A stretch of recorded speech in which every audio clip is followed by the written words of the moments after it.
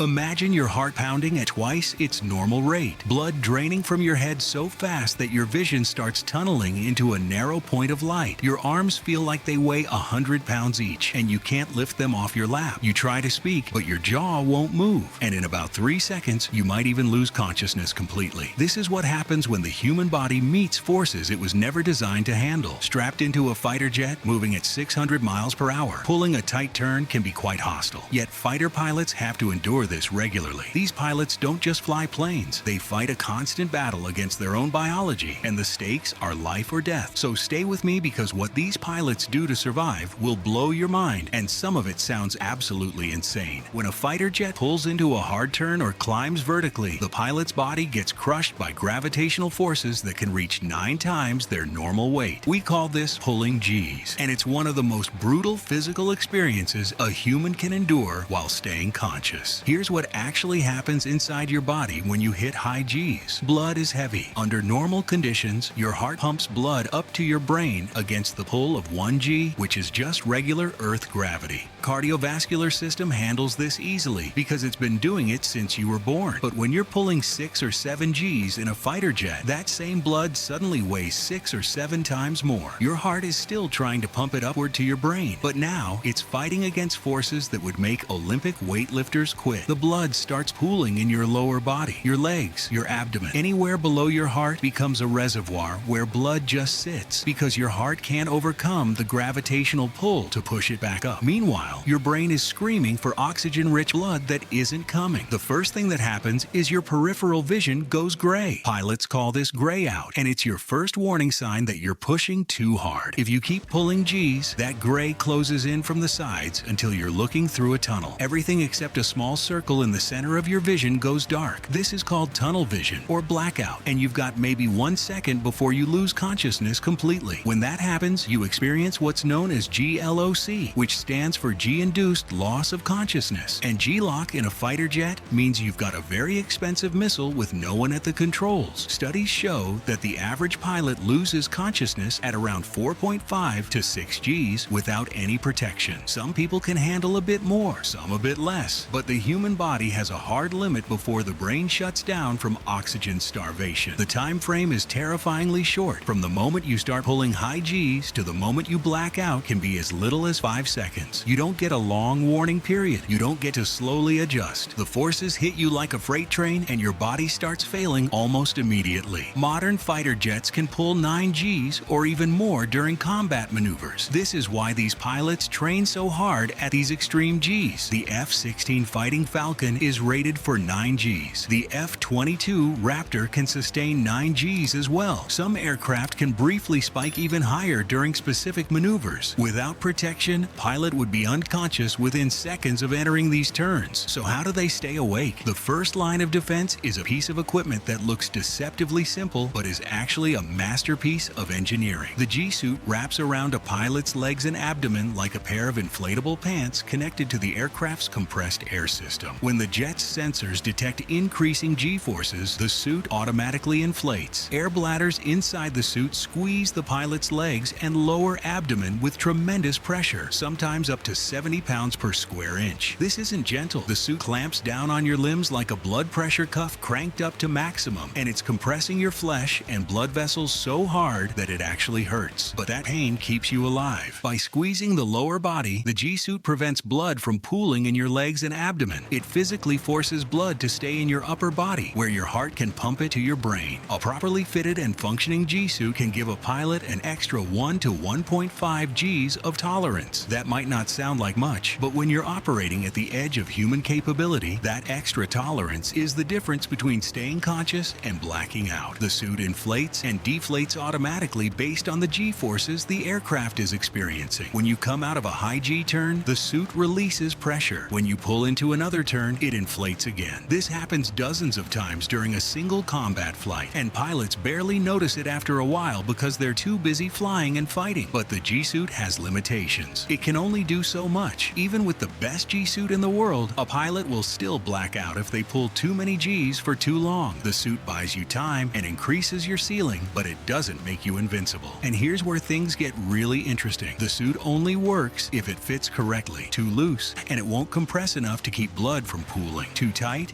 and it restricts movement or causes injuries. Every pilot gets custom fitted for their G suit, and they check the fit obsessively because their life depends on it. The suit also needs to inflate at exactly the right moment. Too early, and it's compressing your body when you don't need it, wasting energy and causing fatigue. Too late, and you've already started blacking out. The sensors and pneumatic systems that control G suit inflation are precision instruments that get tested and maintained constantly. But even the best G suit in perfect working order can't keep a pilot conscious through sustained high G maneuvers without one more critical technique. And this technique is something every fighter pilot learns to do automatically, even though it feels completely unnatural. Fighter pilots have to perform a specific breathing and muscle tensing technique called the anti-G straining maneuver, or AGSM for short. It's a controlled way of forcing blood to stay in your upper body through pure muscle power and breath control. Here's how it works. When a pilot enters a high G turn, they take a deep breath and hold it while tensing every muscle in their lower body. We're talking about squeezing your legs, your glutes, your abdomen, and your core as hard as you possibly can. You're creating internal pressure that fights against the G-forces trying to pull blood downward. At the same time, you're performing a specific breathing pattern. You hold your breath for about 3 seconds while keeping those muscles tensed. Then you quickly exhale and take a short, sharp breath in. Then you hold again and tense. This cycle repeats over and over as long as you're pulling G's. The exhale can't be too long or too forceful. If you breathe out completely, your chest cavity loses pressure and blood rushes away from your brain. If you hold your breath too long, carbon dioxide builds up in your lungs and you start getting lightheaded from that instead. The timing has to be perfect. 3-second hold, quick forceful exhale, immediate sharp inhale, hold again, repeat. Pilots practice this until it becomes automatic because you can't afford to think about your breathing when you're in a dogfight. The muscle tensing is exhausting. You're essentially doing a full-body isometric workout while also flying a fighter jet and making life or death decisions. Your muscles burn.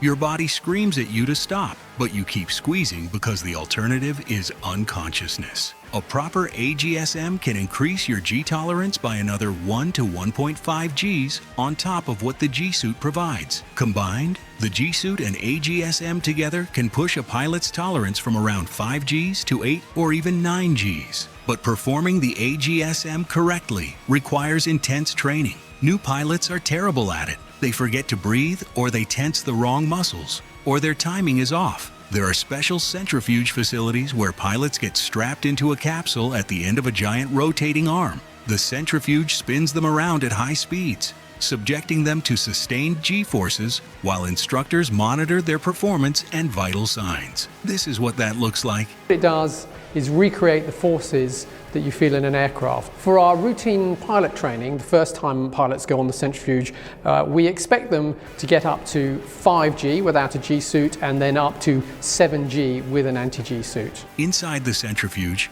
pilots practice the AGSM over and over while pulling 6, 7, 8 Gs. If they mess up, they black out, and the centrifuge operators can see it happen on camera. The pilot's head slumps forward, their hands go limp, and they're unconscious. The centrifuge slows down and the pilot wakes up a few seconds later, usually confused and disoriented. Then they do it again and again. Repetition until the technique becomes muscle memory. Some pilots are naturally better at this than others. Body composition matters. Shorter pilots with stockier builds tend to have an advantage because their heart doesn't have to pump blood as far to reach their brain. Taller pilots with longer torsos have a harder time because there's more vertical distance for blood to travel, but training can overcome a lot of natural disadvantage. A tall pilot who's mastered the AGSM and stays in peak physical condition can outperform a shorter pilot who's out of shape and hasn't practiced. The physical toll of repeated high G maneuvers adds up fast. Pilots come back from training flights or combat missions absolutely exhausted. Their muscles are sore, their bodies are bruised from the G-suit squeezing them, and they often have burst blood vessels in their eyes from the pressure. Some pilots experience neck and back injuries from the repeated strain. Others develop hernias from the constant muscle tensing. It's brutally demanding work. Even with all the training and equipment, pilots still black out sometimes. It happens more often than most people realize, and when it does, the results can be catastrophic. When you lose consciousness in extreme Gs, you don't just peacefully drift off. Your body goes completely limp. your hands fall away from the controls, and your head drops forward or to the side.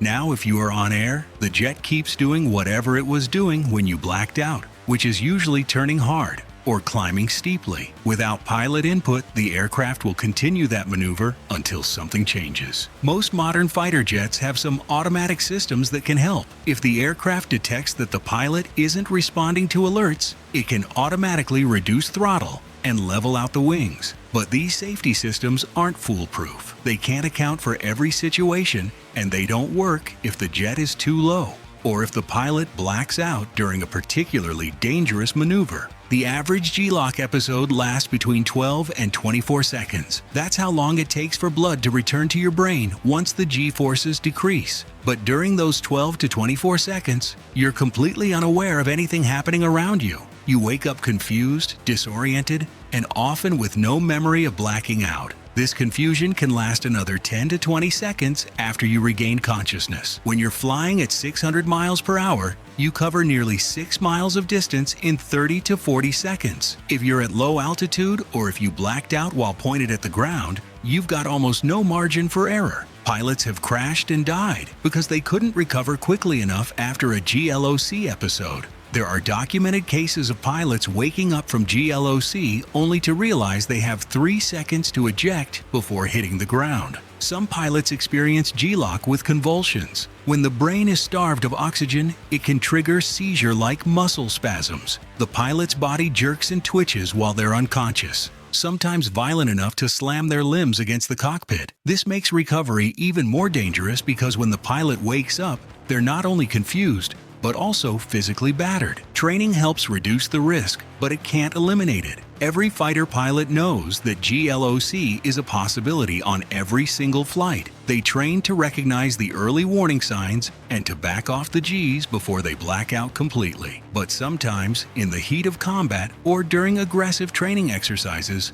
pilots push too hard. The body can only take so much. Waking up after blacking out in a jet is terrifying. You have a moment of pure panic when you don't know where you are, what's happening, or how much time you've lost. The training process includes psychological conditioning to help pilots deal with G LOC if it happens. They learn to trust their instruments and their training even when they're confused and scared. Military researchers have spent decades trying to find better ways to protect pilots from G forces. The technology has come a long way from the early days when pilots had no protection at all and would routinely black out during basic maneuvers. Modern G-suits use advanced pneumatic systems that inflate faster and more precisely than older models. The bladders are positioned strategically to maximize blood retention without restricting movement. Some newer suits extend higher up the torso to provide additional compression. Researchers have studied the AGSM extensively to optimize the technique. They've used advanced imaging technology to see exactly what happens inside the body during high G maneuvers and have refined the breathing and tensing patterns based on that data. The core principles remain the same across different air forces, but small variations exist based on ongoing research findings. There's been research into liquid-filled suits that would create uniform pressure across the entire body, but these haven't proven practical. The suits would be too heavy and too restrictive for combat operations. Other researchers have looked at reclining cockpit seats that change the pilot's body position to reduce the vertical distance blood has to travel. The F-16 uses a reclined seat design for exactly this reason, though you can't recline too far or the pilot can't see out of the cockpit properly. Some of the most promising research involves better monitoring systems that can detect when a pilot is approaching G LOC before it happens. Advanced sensors track heart rate, blood oxygen levels, and even brain activity in real time. If the system detects that a pilot is about to black out, it can automatically reduce Gs by adjusting the aircraft's flight path. Early results show this could significantly reduce G LOC incidents. Physical conditioning programs for fighter pilots have become increasingly sophisticated. Pilots do specific exercises designed to strengthen the muscles used during the AGSM and to improve cardiovascular efficiency. They undergo regular centrifuge training throughout their careers to maintain their G tolerance. G tolerance decreases if you don't practice regularly, so pilots who've been grounded for any reason often struggle when they return to flying. Every advancement in fighter jet performance makes the G-force problem worse. Modern jets can turn tighter and faster than ever before, which means higher Gs. The aircraft technology has far outpaced the human body's ability to adapt. Engineers could build jets that pull 15 or 20 Gs, but no human could survive flying them. The pilot is now the limiting factor in aircraft performance. This has led to discussions about removing the pilot entirely. Unmanned combat aerial vehicles don't worry about G-forces. A drone can pull maneuvers that would instantly kill a human pilot. But human judgment and adaptability are still crucial in combat situations. A drone follows programmed responses, but a human pilot can make split-second creative decisions that win battles. So for now, fighter jets still have human pilots, and those pilots still have to survive the Gs. So have you learned what it really takes to stay conscious in a fighter jet? These pilots push their bodies to the absolute limit every single time they fly, and they make it look routine. Drop a comment and let us know if you've ever experienced high G-forces, and don't forget to subscribe for more videos that show you the extreme realities of what humans can endure. Until next time, thanks for watching.